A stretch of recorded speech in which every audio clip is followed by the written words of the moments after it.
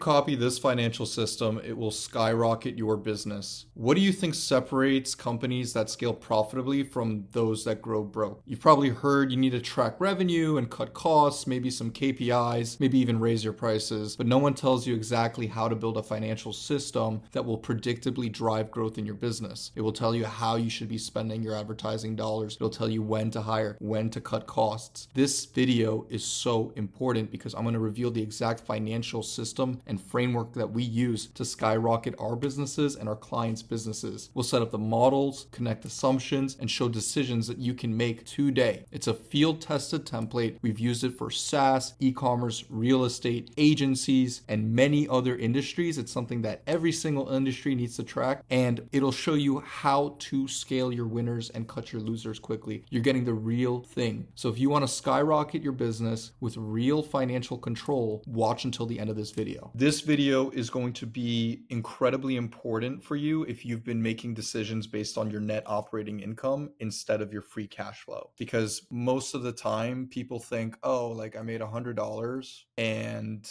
we netted $20. So I'm going to go ahead and invest that full $20 into the next thing. So I'm going to take that $20 and we're going to put it into something that hopefully will make us, maybe $120 next month or whatever. And this is the traditional business owner's way of thinking. And that's why they never scale, because they never actually grow something called their balance sheet. Right here, we're looking at a profit and loss statement. There's a whole other world in finance that all the professionals care about, and that's your balance sheet, right? You have your assets, things that give you money, and then you have your liabilities, things that take away money from you every single month. When we look at our financial statements as investors or as operators, CFOs, forensic accounting, whatever, the first thing we care about is the balance sheet, maybe also like the statement of cash flows, but I'm not actually going to go into that right now. Like for me, the best business is the one where they have like $90 million on the balance sheet and zero debt. But most businesses are running pretty tight. And this will, by the way, tie into why free cash flow is so important. They'll say, okay, let me get a business loan, SBA loan, right? Let's do an SBA loan and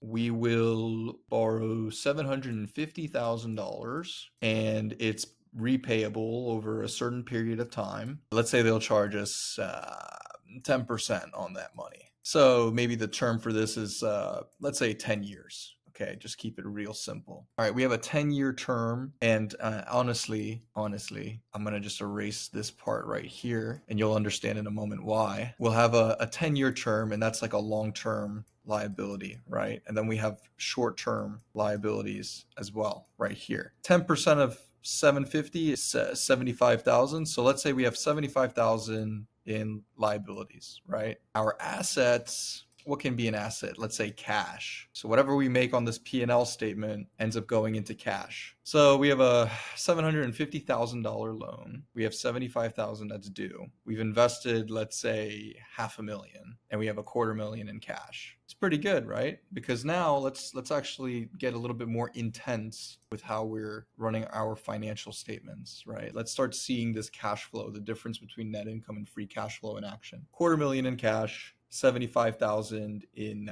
short-term liabilities on this note. And keeping it simple, let's say we invested 500,000 and that 500,000 produced $1 million, but then we end up netting $200,000 in NOI. And let's call that like year one. So we made net operating income of 200,000. Maybe we pay some tax, 30%. So we're at 140,000. We'll call that our free cash flow because we're going to be super conservative, right? We're going to put that 60K aside. We might put 60K for tax, prepay the tax. It's an asset now. And we have 140,000 for the year. That is our pure NOI. And then in year two, we have the same thing, right? A little bit different. We have our assets, we have our liabilities, but now we have 250 plus 140,000, right? What's interesting is while you were operating the business, one of the machines in your business broke and the vendor is charging you $100,000 for the machine, but what you're able to do is pay it off over 2 years, right? We have $75,000 every year that we have to pay out. We have a loan at 675, but we also now have this 50K, and we also have 50K for next year. So past 12 months, because current asset is under 12 months and a long-term asset is,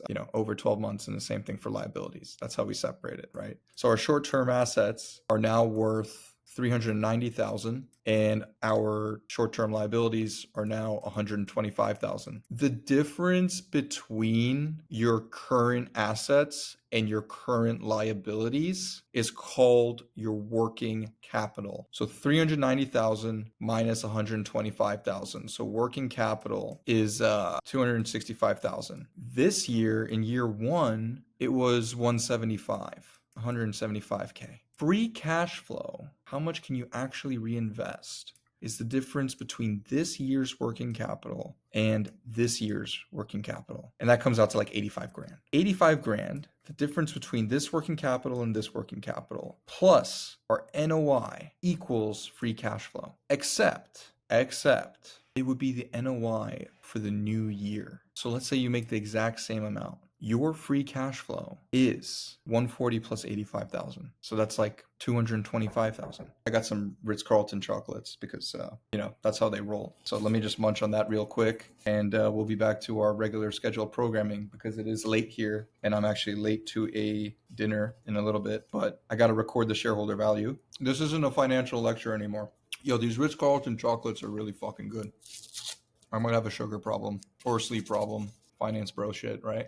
The best chocolates, maybe not the best in the world. I hope they don't ban me for saying that, but I really love these chocolates. Every time I stay at the Ritz, I start like fiending for Ritz chocolates. Anyways, okay, so look, the change in your working capital, which is defined as the difference between your current assets and your current liabilities, right? The change between year two and year one working capital, plus the NOI that you make in year two, is your free cash flow. Even though you made $140,000 in year two, right? You made the same exact amount. Even though that's the case, you are actually making more money because of the change in working capital. You kept your liabilities the same and you stacked cash. So you're actually able to spend more because in year one, you made 140 grand. And it gets recorded here. And then in year two, you made 140 grand, but you didn't add any liabilities. The problem with most businesses is they add so many liabilities that they never get to see this difference. And they underinvest in their business and they wonder why am I not growing faster? Now it's a game. There's a risk management element to this, but this is like a crash course. It's like a 101. I'm going to take this and I'm going to add even more spice to the system. And I'll go in depth on it more in other videos, but this is like a nice taster. This is about your cash conversion cycle. All right, so when we're looking at our cash conversion cycle, it's a fancy way of saying how quickly can you liquidate the dollars that you're investing in your business and get them back with friends. And this is a standard traditional cash conversion cycle. You invest your money, spend it first. You're never going to get money without investing it first. You get the materials, the services, the product, you get accounts payable, people that you owe, short-term liabilities too. You have to pay them sometimes. Sometimes you don't have to pay them as quickly as you make your sales, right? That's a shorter cash conversion cycle window, right? It increases your free cash flow too. You make your sales, you get your AR, accounts receivables, right? And that's a current asset. And ideally you have more of AR than you have AP, right? You have more assets and liabilities. And then you get your cash eventually. Your AR becomes cash once your customer wires the money in it. It's your account and you repeat the cycle all over again. This is so important. This is where like 90% of all financial engineering is based on this formula.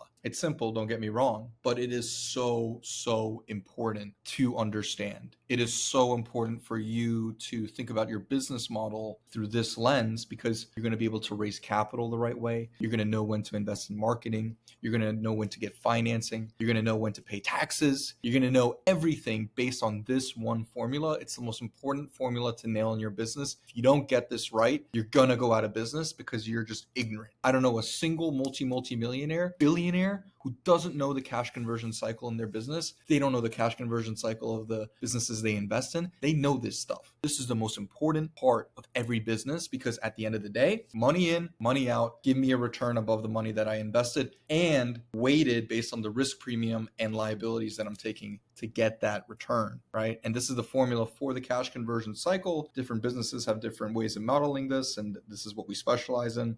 You need to think about extending the time that it takes to pay your vendors and reducing the time that it takes to get money from your customers. And if you can do that while maintaining a low amount of inventory, and right now, like I was just talking with a really high level guy about inventory management. You make too much inventory, you're like, oh, we're so efficient, we got the job done, we have all this inventory ready to go. That number goes up. And when that number goes up, your cash conversion cycle goes up, which is why everybody does the just-in-time inventory model. And that creates the bullwhip effect, which I'm not going to get into, but it's a really nerdy thing. And it's about how inventory management plays a huge role in your cash conversion cycle. And it's a very advanced concept, and I'm not going to talk about it in this video. But what I'm going to say is the more inventory you have, the more time it spends, idling by and just sitting down and not actually getting sold, the worse it is for you. So these are the 3 metrics that every CFO should care about in your business when it comes to optimizing and scaling. I think like the first 90 days with every company that we work with, it's just about, okay, how do we fix this? How do we make this better? How do we improve what we have, right? Besides all the other financial system stuff that I'm talking about in all the other videos, we're so autistic about this. Cash conversion cycle is so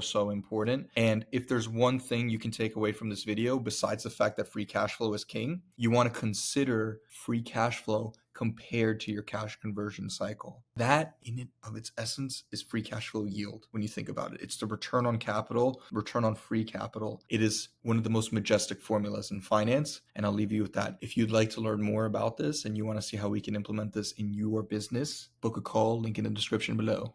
See ya.